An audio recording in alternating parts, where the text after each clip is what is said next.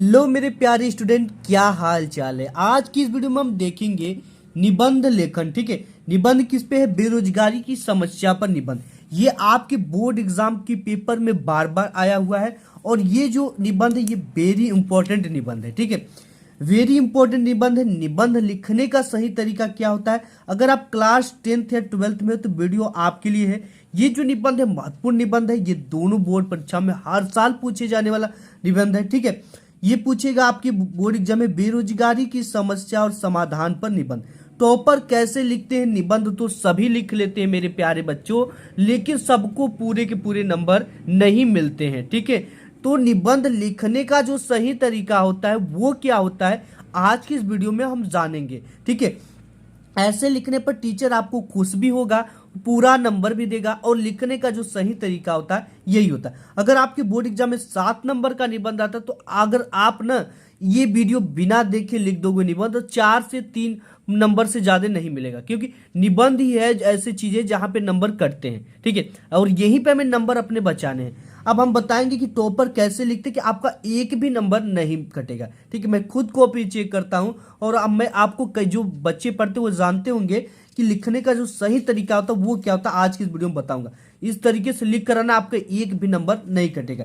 ठीक है, मैं बात कर लूं कि एक ही निबंध को दो छात्र लिखते हैं लेकिन दोनों के नंबर अलग अलग क्यों मिलते हैं। तो अगर टॉपर स्टूडेंट लिखेगा तो 7 नंबर का तो 7 में 7 नंबर मिल जाएगा। वहीं एक नॉर्मल स्टूडेंट इसे लिखता है तो 4 नंबर से ज्यादा उसे 7 में नहीं मिल पाते। ठीक है, तो लिखने का सही तरीका क्या होता है ये हम देखेंगे आज की इस वीडियो। सबसे पहले हम निबंध लिख रहे हैं मेरे प्यारे बच्चों, तो ऊपर क्या लिखना है? निबंध लेखन। ठीक है, अगर यहाँ पे जीवन परिचय लिखेंगे तो जीवन परिचय, लेखक परिचय लिखेंगे तो लेखक परिचय, कवि परिचय लिखेंगे तो कवि परिचय लिखेंगे। यही लिखने का सही तरीका होता है। प्रश्नोत्तर संख्या 30 डालेंगे और जिस भी टॉपिक पे लिख रहे हैं उसकी हेडिंग यहाँ पे रहेगी। ठीक है बच्चों, तो बेरोजगारी की समस्या पर निबंध हम लिख रहे हैं तो इसको हमने यहाँ पे डाल दिया।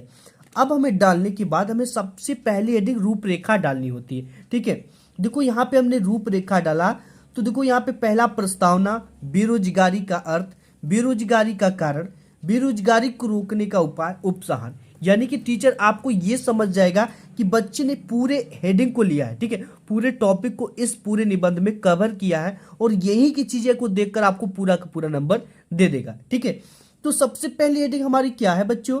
प्रस्तावना है, तो यहाँ पे हमने प्रस्तावना डाल दिया। ठीक है, लिखेंगे बेरोजगारी की समस्या हमारे देश की एक प्रमुख समस्या है। यह दिन प्रतिदिन बढ़ती ही जा रही है। इससे एक ओर गरीबी व भुखमरी तो दूसरी ओर युवकों में आक्रोश तथा अनुशासनहीनता भी बढ़ावा मिलता है। ठीक है, जैसे अगर किसी भी युवक को अगर वो काफी पढ़ लिख लिया, अगर रोजगार ना मिले, ठीक है, उसकी पढ़ाई के हिसाब से रोजगार ना मिले, सैलरी ना मिले तो उसमें आक्रोश तो बढ़ेगा ही बढ़ेगा। ठीक है, देखो वही चीजें बता रहा है, बढ़ावा मिलता है। चोरी तो चोरी का रास्ता अपनाएगा, डकैती, हिंसा एवं आत्महत्या आदि अनेक समस्याओं का मूल कारण बेरोजगारी है। देखो बच्चों, आज हमारे देश में तेजी से बढ़ती हुई जनसंख्या वृद्धि भी बेरोजगारी का कारण है। तो देखो मेरे प्यारे बच्चों, जब हम बेरोजगारी पढ़ रहे हैं, ठीक, निबंध लिख रहे हैं, तो हमें बेरोजगारी का अर्थ भी तो पता होना चाहिए। बेरोजगारी का अर्थ देखो, इच्छा एवं योग्यता होते हुए भी व्यक्ति को उचित रोजगार का न मिलना बेरोजगारी होता है। ठीक है, यदि आपने बीटेक किया हुआ है, एमटेक किया हुआ है और आपकी योग्यता काफी उच्च जॉब के लिए, ठीक है, लेकिन आपको पॉलिटेक्निक लेवल का जॉब मिलता है, ठीक है, आईटीआई लेवल का जॉब मिलता है, तो यहाँ पे देखो आपकी योग्यता का हनन हो रहा है, तो उसको हम बेरोजगारी कहेंगे। इसको हम और भी सिंपल भाषा में आपको समझाऊं, जैसे एक मिस्त्री है, ठीक है, जो मकान बनाने के काम करते हैं, अगर उनको योग्यता मिस्त्री करने का है और वहां पे मिस्त्री का काम नहीं मिलता है और उसे लेबराना करने जाना पड़ता है, ठीक है, ये भी बेरोजगारी बहुत जगह ऐसी होती है। तो ये सब ये क्या है? बेरोजगारी का सबसे बड़ा अर्थ है। ठीक है, यानी कि योग्यता होते हुए भी वो काम नहीं मिलता है और उससे कम लेवल का काम मिलता है, पैसा भी मिल रहा है लेकिन वो बेरोजगारी के अंतर्गत आएगा। ठीक है, तो इस तरह से इसका अर्थ लिखना है। इसके बाद नेक्स्ट टॉपिक देख लेते हैं और अर्थ भी हम देख लेते हैं बेरोजगारी का। ठीक है, देखो बेरोजगारी का अर्थ, जब कोई योग्य तथा काम करने के लिए इच्छुक व्यक्ति प्रचलित मजदूरी पर काम करता हो और उसे काम न मिले तो उसी अवस्था को बेरोजगारी कहते हैं। ठीक है, जैसे कि अगर एक व्यक्ति मजदूरी करता है लेकिन उसे वो भी काम न मिले तो वो क्या है, बेरोजगारी है। मिले तो उसी अवस्था को बेरोजगारी कहते हैं।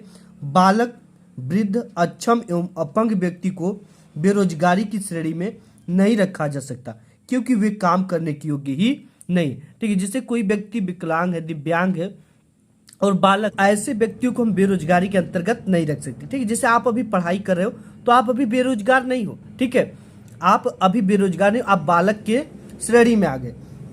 अब इसके बाद बेरोजगारी का कारण क्या है? देखिए, बेरोजगारी का कारण क्या है।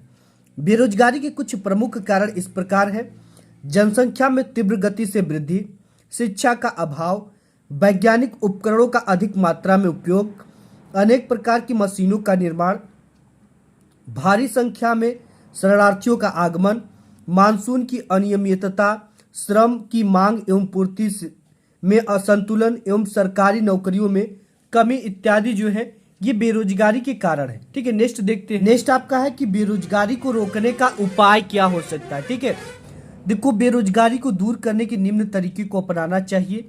ठीक है, जनसंख्या वृद्धि पर नियंत्रण, परिवार नियोजन को विस्तारित करना, शिक्षा को विकसित करना, कुटीर उद्योगों का विकास करना, देश में व्यापक स्तर पर औद्योगिकीकरण शुरू करना, कृषि के विकास के साथ साथ पशुपालन तथा मुर्गी पालन को भी विकसित करना, सड़कों का निर्माण, रेल परिवहन का विकास, पुल निर्माण, मनरेगा को सुचारू रूप से चालू रखना इत्यादि बेरोजगारी को रोकने का उपाय हो सकता है।